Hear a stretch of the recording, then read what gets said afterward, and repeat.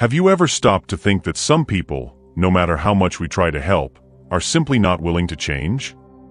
Today, we are going to explore together 8 types of people who, no matter how good their intentions are, you shouldn't help. And believe me, the last type will surprise you. Before we dive into this list, I want you to pay close attention to the story I'm going to tell you now, because it carries a powerful lesson that will open your eyes to today's topic. Imagine a farmer named Pedro, a simple man who lived in a small village. Pedro was known by everyone for his kindness and for always being willing to lend a hand to anyone in need. One day, while working in his field, he came across a snake trapped in a trap. Even knowing the danger, Pedro didn't think twice. His compassion spoke louder, and he decided to free the snake. Pedro took care of the snake with all the affection, offering it food and a safe place so it could recover. However, as soon as the snake felt strong enough, it didn't hesitate to bite Pedro and quickly ran away.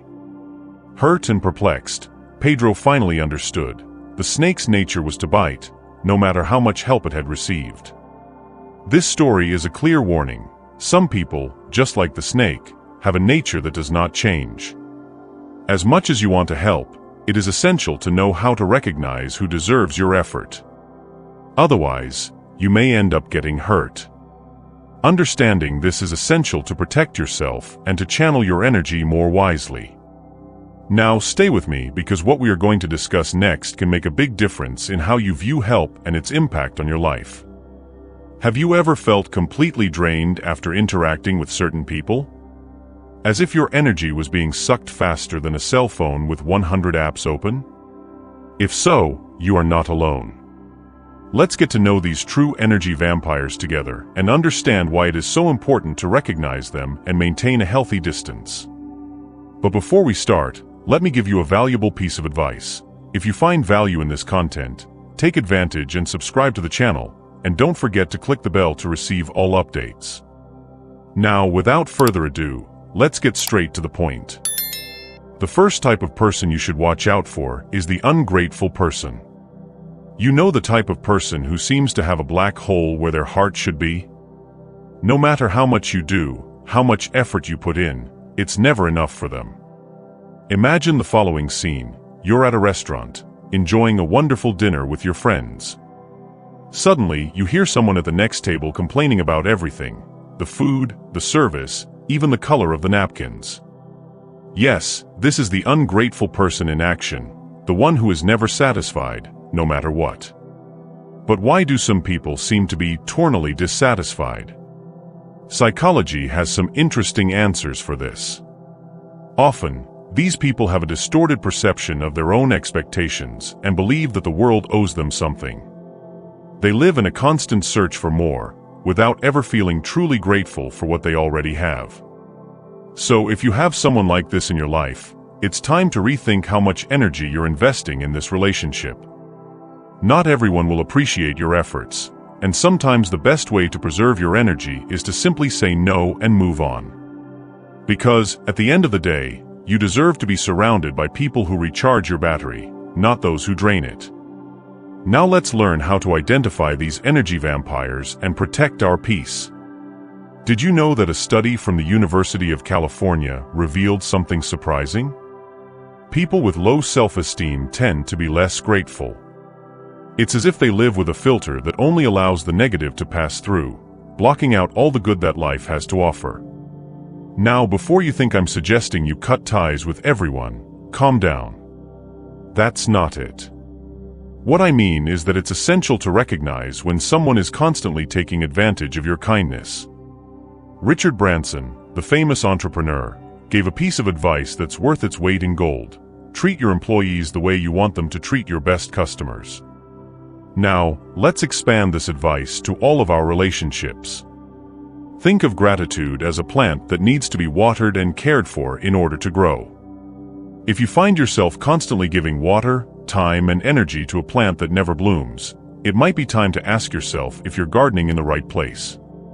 But be careful. Don't confuse ingratitude with constructive honesty. You know that friend who tells you that he has spinach stuck in his teeth before a big meeting? He's not ungrateful, he's a true hero without a cape. The difference is in the intention. Constructive criticism comes from a place of care and support, while ingratitude arises from a lack of recognition and appreciation. So, take good care of those who deserve it and learn to identify those who don't appreciate your efforts. After all, your energy is precious and should be invested in people who reciprocate it with affection and gratitude. Let's make good use of our time and effort together, watering the right plants and cultivating relationships that truly flourish. Did you know that gratitude can be the secret to a happier life and stronger relationships? A fascinating study published in the Journal of Personality and Social Psychology revealed that grateful people not only experience more happiness, but also build stronger and more lasting social connections. But what do we do with those people who? Do people seem incapable of appreciating what we do for them? The answer is not quite that simple, but we can learn some valuable lessons from positive psychology. Martin Seligman, a pioneer in this field, teaches us that cultivating gratitude not only benefits the recipient, but also profoundly transforms the person who gives it. So instead of getting frustrated with ungrateful people, we can see them as an opportunity to strengthen our own ability to appreciate what is good in life. Think of life as a gym for the gratitude muscle. Each challenge is a chance to make it stronger. But be careful. Don't confuse being grateful with being a bottomless well of generosity. Setting healthy boundaries is just as essential as being generous. As writer Brené Brown put it, unbounded generosity eventually leads to burnout. So how about practicing gratitude in a way that strengthens you, but without giving up your limits? After all, true gratitude involves balance. It flourishes when it is genuine, but also when it respects your needs and well-being.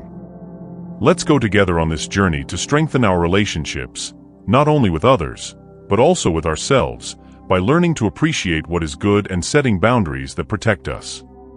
Generosity is a valuable quality, but it is not infinite. And more importantly, it loses its true meaning if it is accompanied by resentment. Remember, the lack of gratitude from others says more about them than it does about you. As psychologist Carl Rogers wisely said, "The curious paradox is that when I accept myself exactly as I am, I can change." This acceptance gives us the clarity to see things as they really are, including the people around us. So the next time you come across someone who is ungrateful, take a deep breath. Remind yourself of your own worth and ask yourself, is this person really worthy of my energy? No, you are not being selfish by asking this. You are practicing self-care. The key here is to understand that your generosity must come from the heart, from a genuine desire to help, and not from the expectation of recognition. As philosopher Immanuel Kant said, act in such a way that you treat humanity, whether in your own person or in the person of any other, always as an end, never merely as a means. Now let's talk about the second type of person we should be wary of helping: sloths. Have you ever met someone who seems allergic to effort? The kind of person who goes out of their way to avoid doing anything, as if inaction were their natural state? These people can drain your energy without offering anything in return, and it's important to recognize when your support is being wasted. When dealing with this type of person, the question is the same: is this person really worth your effort? And if you decide to help, do so out of genuine desire, not obligation or guilt. Self-care begins with being aware of where you put your energy and making sure your actions are aligned with your well-being. After all, being generous also means being wise in choosing where and with whom you share that generosity. Imagine watching a sloth in its natural habitat, slow, deliberate, almost motionless.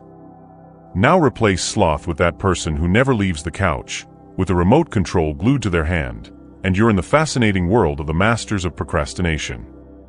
These experts in avoiding effort seem to have turned the art of doing nothing into a true lifestyle. Have you ever found yourself in a work meeting and heard someone justify their lack of productivity with an Oscar-worthy excuse? Something like, "I couldn't finish the report because my cat ate my motivation." Yes, that's the lazy professional in action, and we've all encountered one of them. But why do some people seem to have a PhD in procrastination? According to a study from the University of Calgary, laziness may actually be an evolutionary strategy for conserving energy. It's as if our caveman ancestors inherited the battery-saving mode gene. But in today's world, where we don't have to run away from predators at every turn, this strategy ends up doing more harm than good. Psychologist William James captured this idea well when he said that nothing is so tiresome as the eternal postponement of an unfinished task. And let's face it, he was right. Procrastination not only drains our energy, it also fuels stress and frustration. So the next time you come across one of these champions of laziness, remember, true productivity comes from action, not inaction. And while some may be content to keep their tasks hanging in the air, you can choose to take action and move forward, leaving procrastination behind as an old excuse that no longer fits in today's world. Let's work together, step by step, to transform the energy that could be wasted into real and tangible achievements. After all, the world belongs to those who do, not to those who postpone. Let's talk about procrastination and how it not only undermines our productivity, but also our mental health. According to a study published in the Journal of Psychological Science, people who regularly procrastinate tend to experience higher levels of stress and worse overall health. That's right, putting off tasks not only affects your performance at work, but it could be significantly damaging your quality of life. But before you think all is lost for our procrastinating friends, let me tell you something. Even procrastination can have its moments of brilliance. Remember Albert Einstein? He once said that laziness is the mother of all inventions. Now, while he probably said this while trying to justify not combing his hair, he did have a point. Sometimes, the attempt to avoid work can lead us to creative and innovative solutions. Now, how do you spot a chronic procrastinator? Here are some warning signs to watch out for. Sign number 1, they're the excuse king. These individuals have more excuses than a cat has lives. Oh, I couldn't exercise because I had to sing to make my plant grow. Yep, you heard that right. That's just one example of the level of creativity these people can achieve to avoid doing what really needs to be done. Sign number 2, they're the I'll do it tomorrow specialist. For them, tomorrow is a magical place where all the pending work accumulates, and everything will be resolved, except that this tomorrow never comes. It's like an oasis in the desert that, the closer you get to it, the further away it gets. Understanding these patterns is the first step to dealing with procrastination, whether in yourself or in those around you. Remember, the key to overcoming procrastination is not waiting for the perfect motivation, but rather, taking action even when you don't feel completely ready. And if you're the type of person who puts everything off until tomorrow, maybe it's time to reconsider that magic plan and start turning today into the day when things actually happen. So the next time you feel the temptation to put off something important, ask yourself, am I making an excuse or a solution? And remember, the future you want starts with the actions you take now. Let's leave procrastination behind and embrace productivity with all your might. Let's talk about a type of person we've all encountered at some point, the multitasking procrastinator. You know those people who can watch Netflix, scroll through their Instagram feed, and complain about work all at the same time? Well, if they used that energy for something productive, they would probably have solved global problems, like global warming by now. And it doesn't stop there. We also have the famous shortcut finder, who is always looking for the easiest way to do anything. If there was an app that could breathe for you, you can be sure that they would be the first to download it. For these people, every effort seems like an unbearable burden. Now, who has never heard the phrase, just 5 more minutes? That is the motto of the snooze master. For them, the alarm clock is just a friendly suggestion, a mere detail. Just 5 more minutes, they say. And before you know it, an entire hour has already gone by, and the day has not yet really begun. Now, I'm not saying that you should cut ties with all the people who prefer a nap to a workout. But it is important to remember that when we surround ourselves with lazy people, we run the risk of becoming part of this nap gang. As Jim Rohn, entrepreneur and motivational author, once said, "You are the average of the 5 people you spend the most time with." So choose your company wisely, because you could end up being the only healthy tooth in a mouth full of cavities. The message here is simple. Surrounding yourself with people who inspire and motivate you is crucial to your personal and professional growth. The environment you create around you has a direct impact on your attitude, your actions, and of course your success. So the next time you're evaluating the people you associate with, ask yourself, are these people lifting me up or dragging me down? The choice is yours, and it could be the key to your next big breakthrough. Now let's talk about a type of person who can really test our patience: the irresponsible person. Have you ever met someone who seems to live in a world where consequences simply don't exist? If so, then you've already had a glimpse into the fascinating world of the irresponsible person. Imagine this scenario. You're on board a ship and suddenly you notice a hole in the hull. Water begins to flood the ship, and you and the crew do your best to fix it. Fix the situation. But in the midst of chaos, there is always that one individual lounging on deck, sunbathing and saying, "Oh, it's not my problem. I didn't make the hole." These irresponsible people are like a modern version of carefree passengers in a storm. They have an almost magical ability to disengage from any situation that requires responsibility and still have the nerve to blame others for any failure that occurs. We try to help, we try to support, but we often find ourselves trapped in a frustrating cycle of fruitless efforts. No matter how genuine our intentions, dealing with someone like this can turn into an exercise in patience and perseverance. The truth is that with irresponsible people, it is easy to end up feeling like we are swimming against the current. They have an almost Olympian ability to deflect responsibility and turn any situation into an opportunity to blame others. And the worst part? Even when your help has absolutely nothing to do with the situation, they will find a way to involve you in the drama. The key to dealing with irresponsible people is to recognize that often their lack of responsibility is not something you can change. The best approach is to set clear boundaries and protect your own energy. There is no point in trying to fix problems that you did not cause, especially when those who should be helping refuse to do their part. Dealing with irresponsible people can be a real challenge, especially when we end up being wrongly blamed or held responsible for problems that we did not create.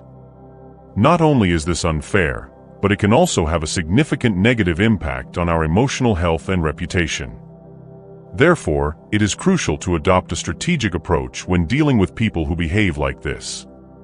First and foremost, it is essential not to get drawn into the blame game. Instead of simply solving their problems so that you can become the savior of the nation, try to guide them to reflect on their own actions and the consequences they have. Help them develop self-assessment and self-management skills, rather than simply cleaning up the mess they created. Remember that, according to neuroscientist Richard Davidson, the brain has an incredible capacity for change and adaptation throughout life. This means that even in adulthood, there is room for growth and transformation. So there is hope, even if these changes may require a push, or perhaps an elephant-sized push. As Nelson Mandela wisely observed, education is the most powerful weapon which you can use to change the world. In the context of helping someone become more responsible, education is not limited to academic knowledge alone. It also includes learning about the importance of taking responsibility and learning from mistakes. So when dealing with irresponsible people, instead of getting frustrated, use the situation as an opportunity to foster personal growth and self-reflection. It may not be an easy process, but by investing in education and developing management skills, you can. You can not only help the person improve, but also protect your own peace of mind and reputation. In the end, true transformation comes when we offer not only help, but also the opportunity for someone to become a better version of themselves. Dealing with irresponsible people is a true test of patience and self-control. As Bertrand Russell reminds us, most of the world's troubles arise from the fact that the ignorant are completely sure and the intelligent are full of doubts. So the next time you come across a chronically irresponsible person, take a deep breath and remember that their doubt about whether to continue helping is a sign of their intelligence. Helping others is a noble thing to do, but it is essential to recognize the extent of your responsibility. The limit is usually reached when the other person begins to use your kindness as a comfortable cushion for their own laziness and irresponsibility. Instead of getting lost in frustration, see this as a chance to practice the art of being kind but firm. And before we move on to the fourth type of person, if you're enjoying the video, don't forget to like and subscribe to the channel. Hit the bell to stay up to date with our upcoming videos, and if you enjoy this type of content as much as I do, comment "I love wisdom" to let me know that you're with us on this journey of growth and discovery. Let's dive deeper and improve our understanding of the fourth type of person, manipulators. They are like masters of social illusionism, always ready to turn your goodwill into a tool for their own interests. They are experts at using your sincerity for selfish ends, without the slightest intention of reciprocating or contributing genuinely. Imagine that you're playing a game of chess, but your opponent has the power to move his pieces without you noticing. This is the essence of manipulation, a game where the rules seem to change all the time. Now, why do some people become true experts in the art of manipulation? A revealing study from Stanford University suggests that those with traits of narcissism and Machiavellianism are more likely to manipulate. It's as if they have an internal GPS, always pointing us towards the easiest path to achieve their own goals, regardless of who needs to be sacrificed in the process. But don't worry, today we're going to unravel these tricks and learn how to protect ourselves against these tactics. With a little practice and awareness, we can recognize the signs of manipulation and respond assertively. Let's dive into how to deal with manipulators effectively. We're not suggesting that you become a paranoid detective in a tinfoil hat, but it's crucial to hone your emotional radar to spot these pirates of our energy. As renowned psychologist Robert Cialdini said, "The best defense against manipulation is knowledge." And it's true, emotional well-being is your fortress. Manipulators are like emotional hackers, trying to exploit flaws in your system. Without good protection, they can invade your life and start controlling everything from your remote control from your couch to the most important decisions. So how do you spot a skilled manipulator? Here are some warning signs to watch out for. First is the emotional chameleon. These individuals switch personalities faster than you can change channels on TV.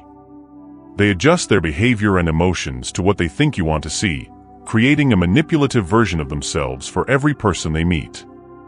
Second is the master gaslighter.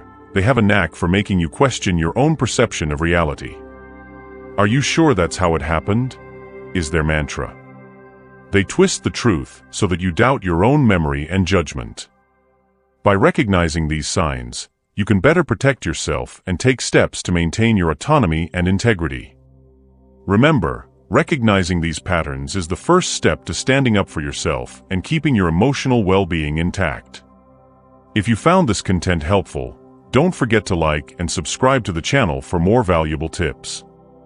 Comment "I see right through" to show that you are ready to identify and effectively confront manipulators.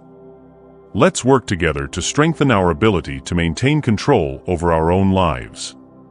Let's talk about chronic critics, those experts in flaw finding, who are always ready to throw a bucket of cold water on any situation. These individuals are like flaw detectives, with a sharp radar for finding everything that is wrong, from your choice of clothing to the way you organize your life. If you've ever had to hear something like, "Oh, are you really going to wear that?" or "Don't you think you should do that differently?" you've met one of these critics. Identifying them is simple. Their criticisms are like thorns thrown into any moment of success or attempted innovation. Their feedback is rarely constructive, it's more destructive and draining. Imagine being in an emotional minefield, where every step you take is met with a blast of negativity. But why do these people act this way? Studies show that chronic critics often use criticism as a tool to control or dominate others. It's as if they need to put others down in order to feel superior. Furthermore, criticism often serves as a form of projection, where they project their own insecurities and flaws onto others. So what can you do when faced with a chronic critic? First, don't let their words define who you are. Remember that their criticism is more about themselves than it is about you. Instead of letting yourself get down, use these experiences to strengthen your resilience. And if possible, set clear boundaries to protect your emotional well-being. You know that feeling that your insecurities are like a special pair of glasses that only show the flaws and imperfections in everything around you? It's as if, behind these glasses, you only see criticism and negative points. But here's the key to neutralizing this impact. Maintaining a balanced perspective is essential. Don't take criticism personally. Often, what people say reflects more about themselves than it does about you. When someone launches into criticism, try to redirect the conversation to positive aspects or constructive solutions. Sometimes, simply changing the subject can be the best way to protect yourself from verbal attacks. Remember, constructive criticism is a valuable tool for personal growth, but chronic criticism only serves to erode your self-esteem and undermine your confidence. Set clear boundaries and maintain a positive attitude. This way, you protect yourself from negative influence and also contribute to a healthier, more constructive environment around you. Now, let's talk about a topic that may seem a little more challenging: narcissists. Have you ever met someone who seems to have a mirror instead of a soul? Welcome to the fascinating world of narcissists, those beings who have taken self-love to an almost Olympic level. Imagine trying to fill the Grand Canyon with a glass of water. That's pretty much what it's like to deal with a narcissist's insatiable need for validation. In these moments, it's best to maintain your own integrity and not let yourself be consumed by the relentless pursuit of approval from others. Your worth isn't based on who you can please, but on the strength and authenticity you bring to the world. Have you ever tried to satisfy a narcissist's ego and felt like you were fighting a never-ending battle? Rest assured, you're not alone. A study from Indiana University found that about 6% of the population has significant narcissistic traits. In other words, you've probably encountered at least two of these #1 admirers in your daily life. Now, how do you spot these individuals who seem to think the sun only rises to shine on their face? If you've ever met someone who can turn any conversation into a monologue about their achievements, no matter how small, you're probably dealing with a narcissist. These individuals have an almost magical ability to center everything around them, turning any interaction into a spectacle about themselves. Dealing with a narcissist can be as challenging as teaching a cat to bark. But don't panic. There are strategies that can help make this experience more manageable. Craig Malkin, author of Reinventing Narcissism, gives us a valuable tip: don't try to change the narcissist. Instead, change the way you interact with him or her. One effective technique is what psychologists call selective validation. Instead of feeding their overblown ego, offer recognition only when necessary and maintain clear boundaries. This not only protects your energy, but also helps keep the relationship more balanced and less draining. Dealing with a narcissist can feel a bit like training a dog. You reinforce positive behavior and ignore negative behavior. When a narcissist, by some miracle, shows a little empathy, acknowledge it. But when he dives headfirst into his usual self-aggrandizing session, don't get swept up in his one-man show. Remember, you don't have to be the captive audience for this never-ending spectacle. As actress Bette Midler once said, the ego is a voracious octopus that feeds on your life. Don't let the narcissist in your life become that octopus, sucking your energy and self-esteem. But be careful not to confuse healthy confidence with narcissism. The line between the two can be subtle, but it's crucial. The difference lies in empathy and the need for constant admiration. A confident person genuinely rejoices in the successes of others, while a narcissist sees these victories as a threat to their own greatness.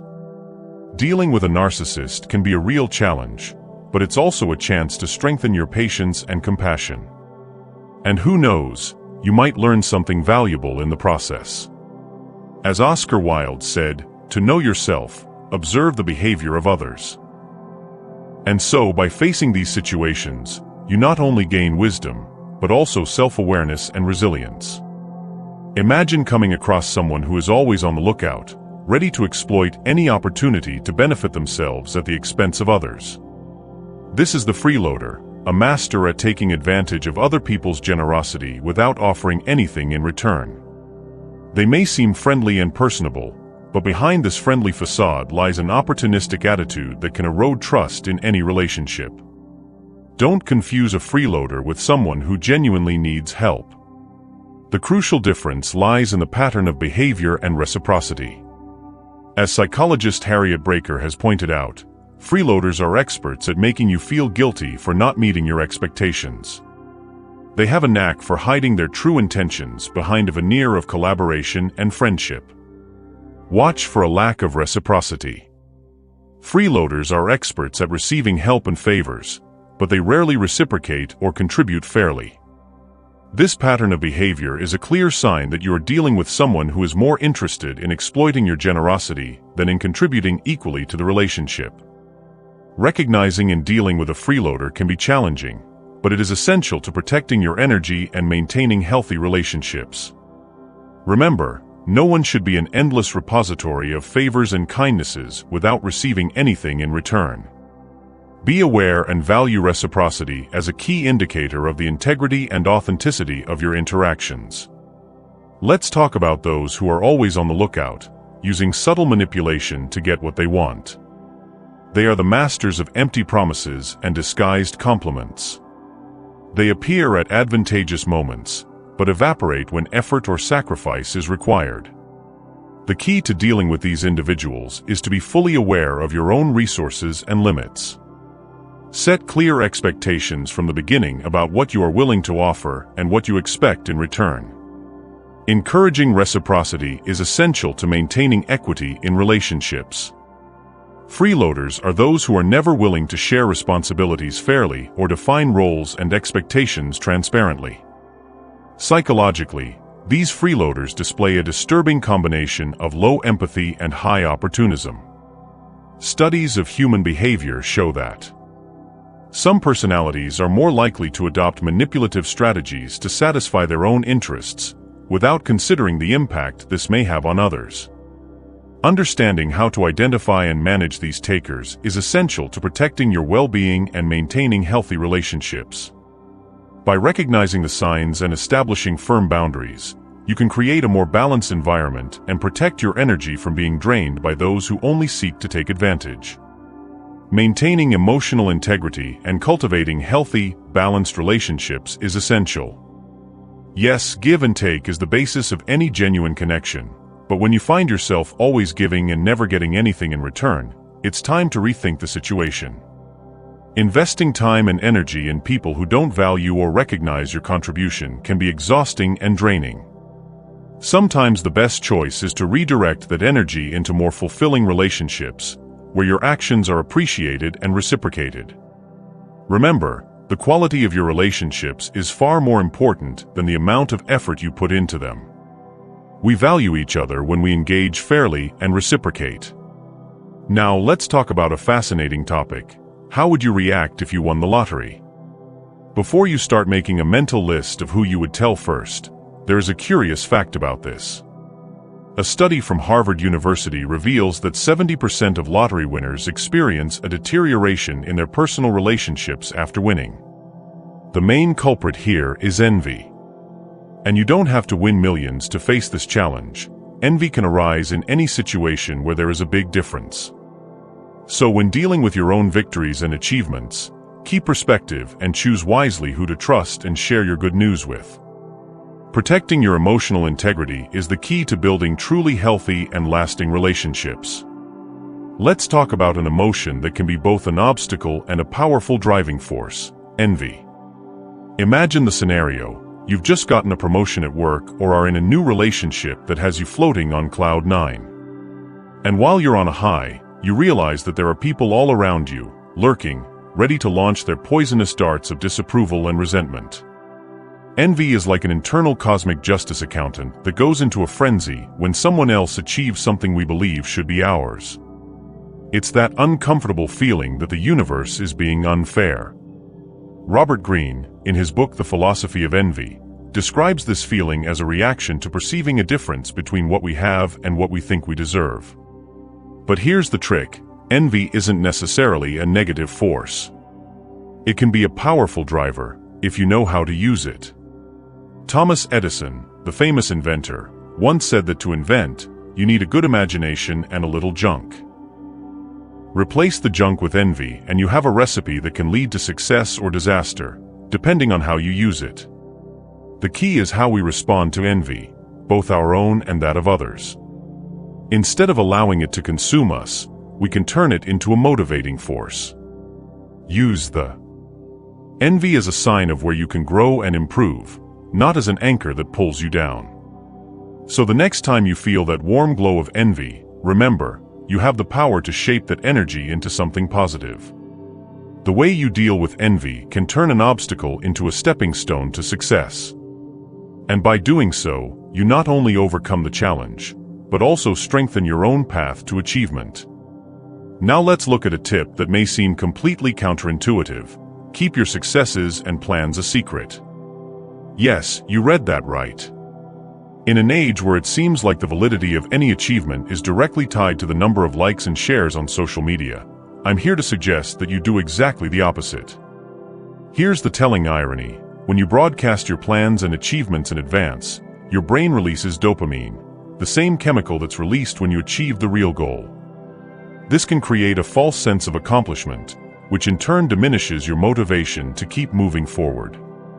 And it's not just a matter of opinion, it's pure science. A study published in Psychological Science reveals that people who keep their goals secret are up to 70 times more likely to achieve them than those who share them widely. It's as if the universe is having a wry chuckle: the more you talk about your dreams, the less likely they are to come true. But it doesn't stop there. Sharing your plans doesn't just affect your own psychology, it also affects the psychology of others. When you reveal your intentions, you start to deal with expectations, judgments, and opinions from others. This can create an environment of pressure and insecurity that can lead you astray. And now let's talk about another fundamental issue: the art of sharing your achievements and dreams. As the writer Gore Vidal said, "Every time a friend succeeds, I die a little." Now imagine that amplified for every person you tell your plans to. The amount of negative energy you could be attracting without realizing it is staggering. But before we become hermits and keep our successes under lock and key, let's find a balance. It's not about isolating ourselves, it's about being strategic. Renowned entrepreneur Richard Branson once said, "Trust your gut." The key is to choose carefully who you share your dreams with. Think of them as a secret recipe. You don't just give them to just anyone. Only share them with those you trust completely, people who will not only keep your secret, but who will also help you grow it. And when you finally decide to come clean, do so in a way that inspires, not envy.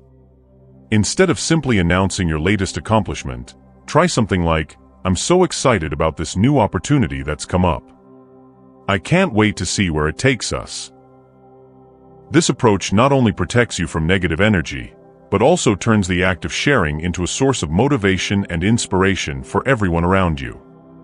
And by doing so, you keep your accomplishments aligned with your true potential. Let's talk about a crucial aspect: how to deal with envy and protect your achievements from critical eyes. Imagine that you have just faced a new challenge at work. The difference may seem subtle, but the impact on the perception of others can be huge. So, how do you identify these envious friends? Here are some warning signs. 1. The forced compliment. You know that friend whose congratulations seems more like a good luck in the vegan buffet line? If their compliments sound artificial and forced, it's a sign that envy may be behind it. 2. The compulsive competitor. For this type, your success is just an excuse to show off how they did it better, faster, or cheaper. They always have a story of overcoming that eclipses yours. 3. The secret saboteur. This friend seems to support you in public, but behind the scenes, they do everything they can to derail your plans. Beware of those who put on a friendly face while quietly undermining your efforts. 4. The information collector. They are always asking detailed questions, but not out of genuine interest. Their goal is to find flaws, or worse yet, copy your ideas. Recognizing these patterns is the first step to protecting yourself. The next step is to adopt what I call the hey oyster mentality. Just as oysters produce pearls by transforming irritations into something precious, you can transform envy into motivation and self-confidence. When someone tries to undermine your achievements, use it as an impetus to shine even brighter. Be vigilant, choose carefully who you trust and share your victories with. With this approach, you not only protect yourself from negative energy, but you also create a more positive environment conducive to growth. Now let's learn how to transform other people's envy into a powerful source of motivation. Envy, while it can be unpleasant, is like a raw gemstone. If worked well, it can be transformed into something incredible. Instead of allowing others' negative feelings to discourage you, use them to fuel your growth and success. Remember, the value of your achievements is not defined by the success or failure of others. As Mark Twain wisely observed, comparison is the thief of joy. Instead of looking at others, focus on your own path, goals, and personal growth. Envy often reflects the insecurities of the person it affects, not your own shortcomings. As Eleanor Roosevelt said, no one can make you feel inferior without your consent. So the next time you feel someone's envious gaze on you, don't be discouraged. Smile not because you like it, but because that look is a sign that you are exactly where you need to be, on the right path, growing and excelling. Being selective about who you share your victories and plans with isn't about being selfish or arrogant. It's about protecting your energy, maintaining your motivation, and guarding against toxic envy. As Bertrand Russell pointed out, don't worry about what other people think. They care a lot more than you know. So use envy as fuel for your success, keep your energy focused, and continue walking your path with confidence. The world is yours, and your achievements are a reflection of your hard work and dedication. The next time you have a big news story or an exciting plan, remember, less is more. Take a deep breath, smile to yourself, and treat your achievements like the treasure they are. Save them for those who truly care and only share them with those who are genuinely happy about your success. After all, the best kind of success is the one that shines on its own, without the need for big announcements. Let your actions speak for you. They have a silent power that not only reduces envy, but also speaks volumes about your achievements. If you enjoyed the content, be sure to leave a comment below, calmly and thoughtfully. Don't forget to like, subscribe, and turn on notifications to continue receiving valuable tips and insights. Share this video with anyone who might find it useful, and consider supporting the channel by becoming a member. By doing this, you not only help financially, but you also gain access to exclusive benefits. The link is in the pinned comment for you to check out. Thank you for your continued support, and as always, a big hug and see you next time.